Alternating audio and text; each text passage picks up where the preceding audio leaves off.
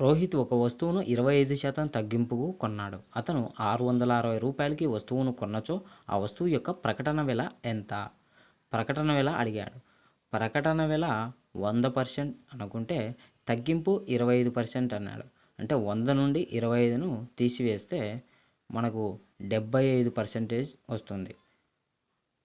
75% విలువ 660 అవుతుంది. 75% విలువ 660 అవుతుంది. మరి 100% విలువ ఎంత అవుతుంది? ఎక్కువ అవుతుంది. కాబట్టి ఎక్కువ బై తక్కువ ఇంటూ 660.